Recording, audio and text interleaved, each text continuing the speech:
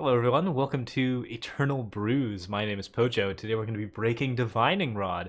There are a lot of different ways to do this, but we're going to be focusing on one particular style, which is the Overwhelmaton archetype, and our particular variation on it, and one of our favorite decks ever, the Greed Dragon. This is going to be a fun one. I am not going to suggest that this is a competitive level deck, although it does okay. It's certainly not the worst deck in the world. This deck has delighted me for a very long time.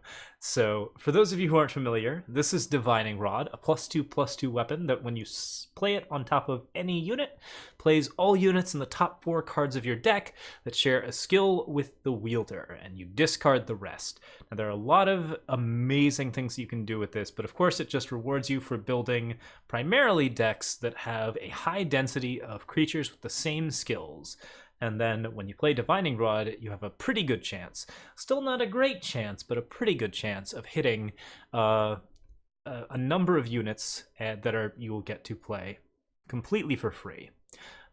This card has a lot of weaknesses, primarily that when you play it out, it's usually right at the same time that your opponent has Harsh Roll.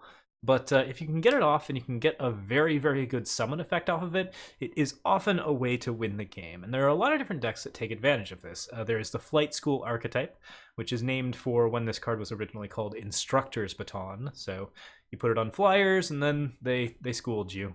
The one that became pretty popular was the Overwhelmaton archetype, which is essentially just we want to overwhelm our opponents. So we play a bunch of creatures with Overwhelm, we play Divining Rod on top of them, and we get a bunch of cool Overwhelm creatures. And for some reason, this deck was built primarily in yellow and green. You know, there's actually a lot of good reasons why that might be occurring, but really it didn't excite us very much as far as things went. So what we wanted to do was push this archetype a little bit further into other colors and play with some cards that can really use Divining Rod in a way that's very, very effective.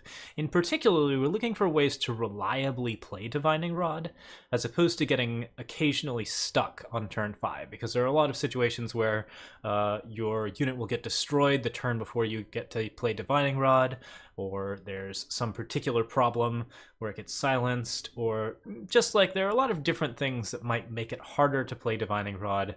And also we wanted to make sure that when we played Divining Rod, it won us the game, which is, you know, kind of what you're looking for with Divining Rod. If you actually get a lucky draw off Divining Rod, you don't really want a Harsh Rule or something like that to just completely wreck our day.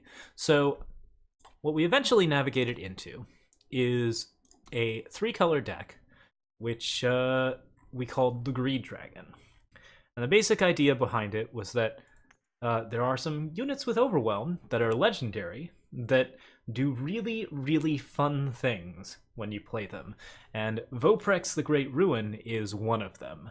Now, Voprex is a card that forces the enemy player to choose between discarding their hand or sacrificing all of their units. It's not very well regarded in competitive play, primarily because that choice, when made at 7 power, is usually pretty easy. Your opponent will usually have either an empty hand or an empty board, or something very, very close, and he might actually be in a position to already win the game, so he might not need what's in his hand, and he might not need what's on his board.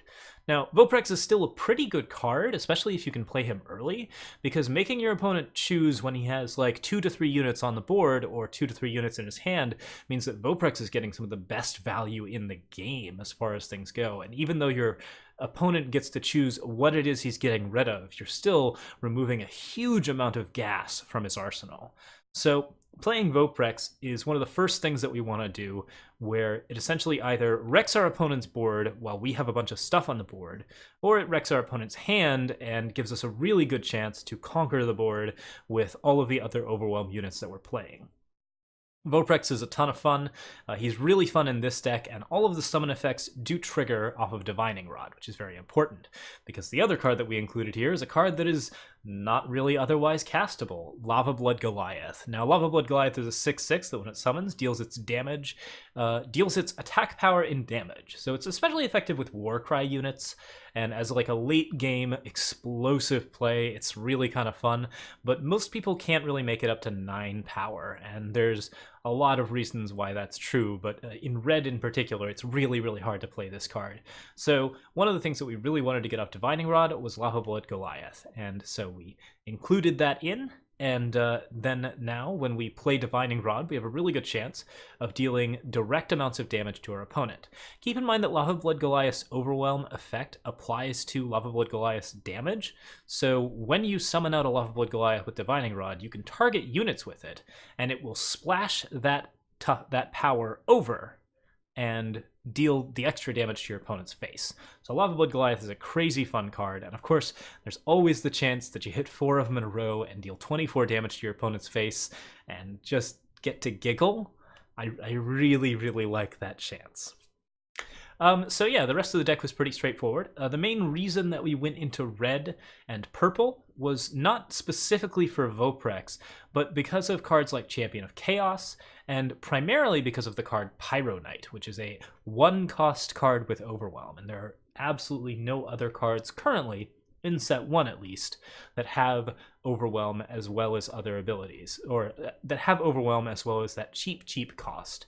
So this allows us to do something really, really effective, which is play the Pyroknight on 1, and then, or play the Pyroknight on 6, and then equip it before it can be destroyed, because there's no time in which your opponent can respond to the Divining Rod effect until the Divining Rod is played.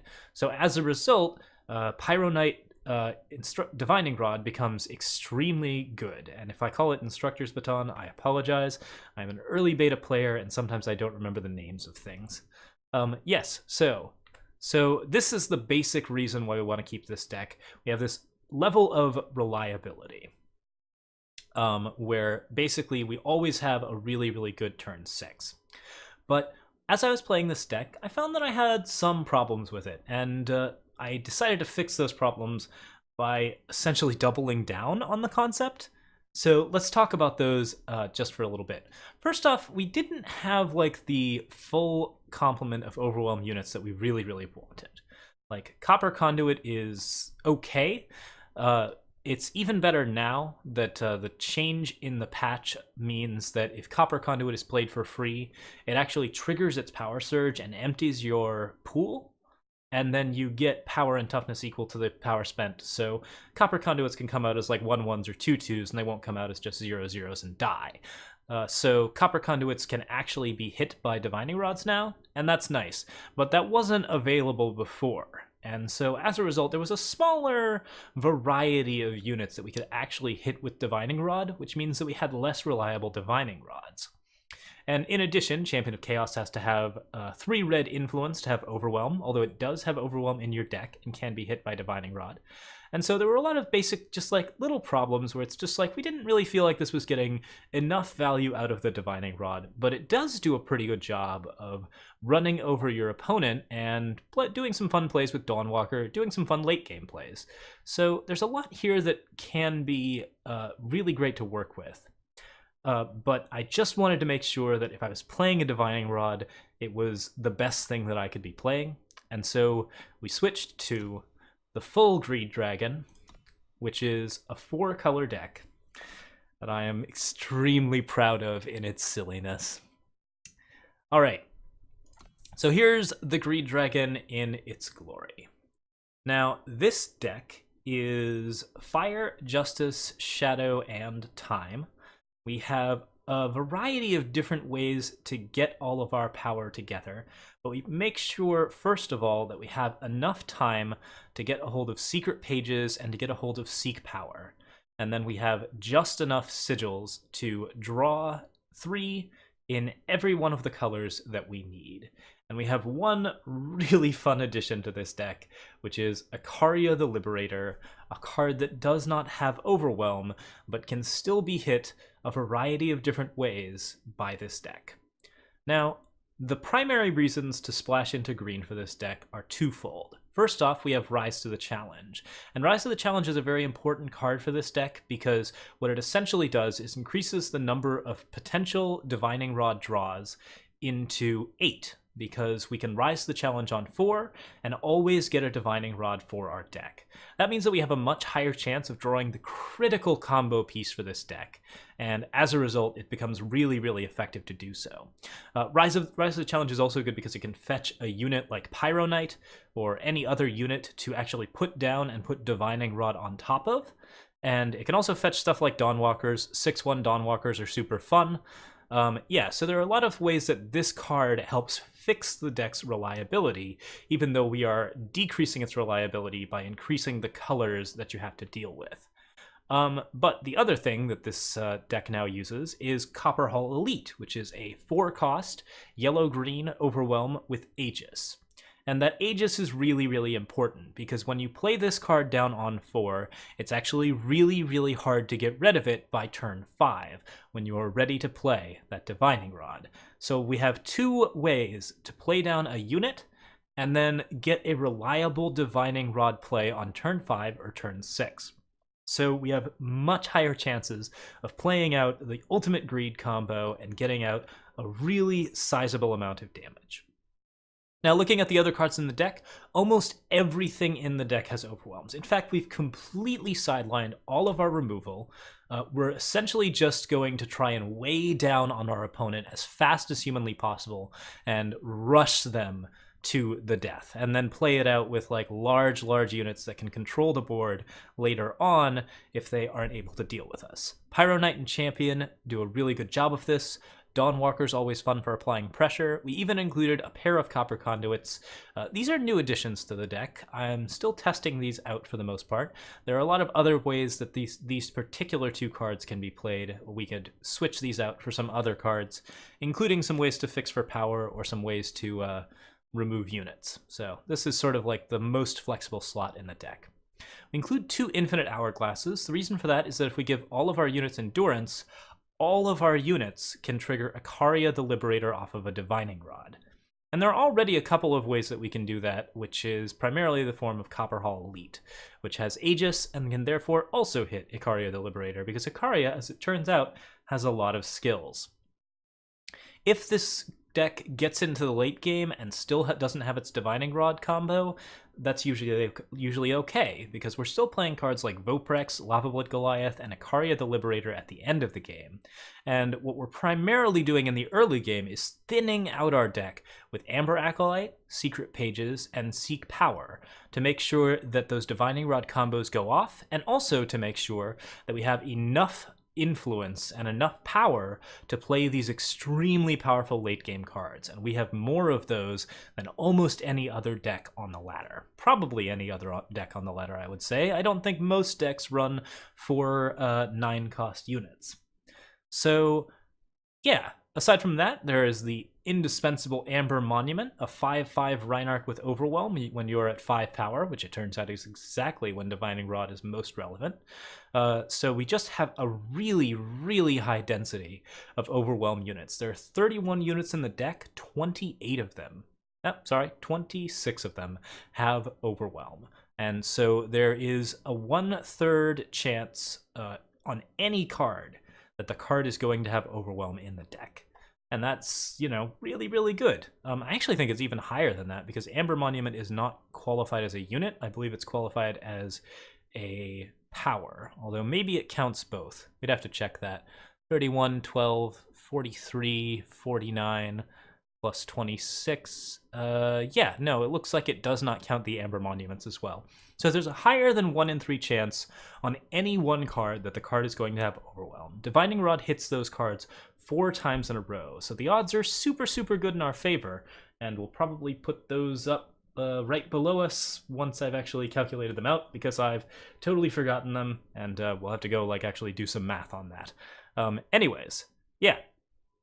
Other things that are cool about this deck: Infinite Hourglass fixes for permafrosts and other things. That's always fun.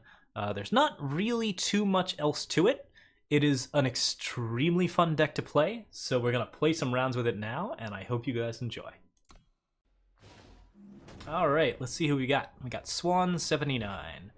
Oh, I can't remember what Swan is playing right now, but that's totally okay. Looking at this hand, it's pretty acceptable. We don't have a lot of early game, so if we get rushed down by Rakano or something like that, that sucks. But we have a sizable amount of color combinations. We don't have any purple, and that's usually okay. This deck can function without purple for quite some time. It doesn't need purple for anything but Champion of Chaos and Voprex, and usually you aren't playing Voprex anytime early in the game. So since we have 2 Overwhelm units and a Rise to the Challenge, I think we're going to be pretty happy with what we got. Let's go ahead and play out Seed of Impulse first. We should consider playing Amber Monument on turn 3 if we don't draw any more power, because that way we can more easily hit our Rise to the Challenge options. Pyroknight looks good here. Allows me to block that Oni Ronin. Looks like my opponent's playing a very aggressive deck. I would like to Rise the Challenge on 4, but if I'm not given the opportunity, I will probably play Copperhall Elite instead. My opponent is definitely trying to pressure me out here, so I want to be very, very careful about how I proceed. We have too much yellow mana right now, or yellow power, yellow influence even. And then the primary problem with that is that, like, essentially we're trying to generate 3 red, 3 green, 3 purple, and no more than 2 yellow, because that is all we need for the deck. So right now what we're going to be doing is we're going to be hunting up as much red and purple power as we can get. I'm going to opt for red first. If I can hit 3 red, that makes Champion of Chaos have Overwhelm, and that's super relevant to our interests. So we'll go ahead and play that down. It is, again, very reasonable to skip purple here. I might go for it with the secret pages because obviously it is a threshold resource. We want to be able to hit that threshold.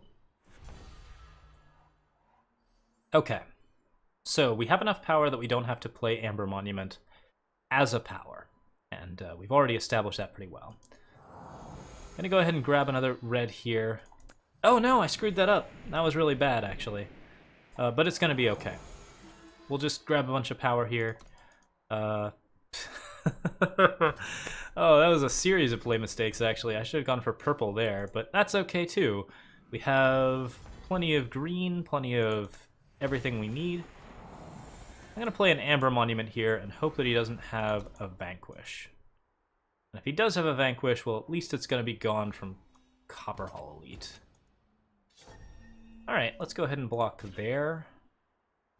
Now, what am I most scared of? I think it's this. I actually think I'm most scared of damage. Let's get rid of that. Looks like there's a torch here. Ah, Sword of Icaria. Even better for us. Okay, so getting rid of the Sword of Icaria means that we get to play Copperhall Elite pretty much for free. And we'll search up a second Shadow here so that we're going to get closer and closer to Voprex. I've delayed my combo significantly here, but I'm also holding down the fort with these units because this deck is quite good at that. It looks like my opponent may have some sort of other card that he can play against me. Sword of Icaria seems pretty likely. Yep. And as far as a second sword goes, I'm not actually too worried about that. Alright. Copper Conduit looks lovely here. I think we'll go ahead and just play ourselves a 7/7 Copper Conduit. That should hold down the fort pretty well. My opponent has a very, very big Rakano Artisan, so I have to be careful, but we should be able to progress pretty easily here. Now, amongst other things, I don't have to go for Divining Rod here. I still have the option of playing Icaria or Voprex, both of which are really, really good cards. But of course, Divining Rod is fun, so we're going to go ahead and play that down. This deck can function pretty well all on its own, so I'm happy to just get things moving. Alright, there is a lot of stuff on the ground here. Let's see if we can fix that. First things first, we're going to Secret Pages, draw a little bit more power out of the deck. That'll just slightly increase our chances of a good Divining Rod pull. Now we Divining Rod. We hit Champion, we hit another Champion, and it looks like we hit Copperhall Elite. So, bunch of 4/4s, seems like a pretty good deal. Let's attack for 8. Didn't like that very much. I'll be honest, I could play this deck all day. Let's go for another one. Okay, Plated Dragon. Let's see what we're running here. We got Pyroknight, Copper Conduit, Rise to the Challenge. Can't really play well, we can play Copper Conduit, and we can play Pyroknight, but we can't play Rise to the Challenge or anything with green in it. And we don't have any purple either. This might be a hand worth keeping because it has 2 playable cards in the early game and a very good chance of drawing in a Secret Pages or Seek Power, or of course green or red power. I think we'll hold on to this. It's a little bit awkward, but it has a pretty good chance of being decent. If I don't draw any cool power, I'll be very sad about life. Alright, Shadow Sigil. That's not quite what we're looking for, but it helps.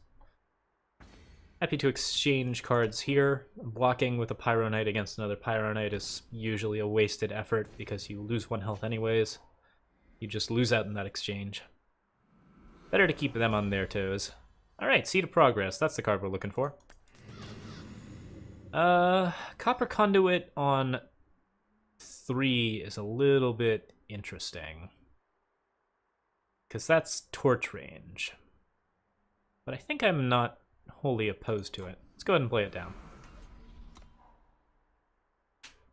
That way we'll have an available blocker, and we'll be able to rise to the challenge for something on 5.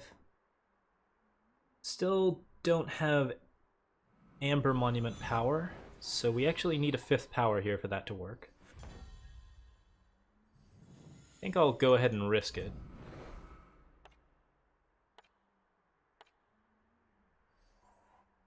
And if I have to wait 1 more turn for the Divining Rod combo, that's going to be okay. My opponent's held in lockstep. Looks like he's not playing anything against me. I will go for another Rise to the Challenge. Couple of different things I can pick out here. I can't play any of my 7 drops, so no reason to grab them out of the deck. Cards like Amber Acolyte could be really useful here, and also selecting them out of the deck will allow me to more reliably hit Divining Rods. That seems a little bit crazy, though. I would much rather grab a Copperhall Elite, since that card has Aegis and is therefore a really good target for a Divining Rod. Now, let's see what my opponent's up to. I've currently stalled him out, so that's pretty nice. I think I'm happy to take 4 here, just to guarantee that my other units live. Good stuff, and now we try a Divining Rod combo. Alright, hit a Copperhall Elite, hit a Reinarch. Not a bad deal overall. I think I'll go ahead and attack with this guy. Swing for 7 over the head. We have a significant board advantage now. We haven't thrown any Icarias, so we know they're still in the deck. That's going to be helpful. Let's grab the 3rd red here. The 3rd red guarantees that Champion of Chaos can be hit, and now we put it on this guy. We hit Voprex, we hit Lavablood, we hit Icaria. Burn that. He must... That's usually the response to a Greed Dragon trick. It's pretty great. So yes, that's the Greed Dragon deck. I hope you guys enjoyed this one. It's a personal favorite of mine. Here's a slight variation we have where we use Sirafs and a few more Amber Acolytes. We try to do a little bit more siphoning and a little bit less removal. I think this is probably the greediest version that currently exists of the dragon. There are a lot of different ways to go about it, though. Yeah, there's a lot of fun times to be had. Obviously, this deck is not necessarily ladder competitive. It has an okay win rate on the ladder, as far as I've seen. It actually does pretty well, in particular against slow control decks and a lot of the more fun, like, you know, just a lot of the slower decks, whereas it tends to fall over against Rakano and Stonescar decks, of course. Although if you can get a sizable enough defense up early, which is what we try to do with this particular version, there is a pretty good chance that you're going to get a late game that crushes your opponent. So, yeah. Anyways, thank you guys so much for watching. I will be back with another video hopefully tomorrow. We're trying to put up a video every day in celebration of 500 subs. I think it'll be another deck brew, this time on the deck that we used to climb for the tournament ladder. So thanks again, and have a good night. Cheers all.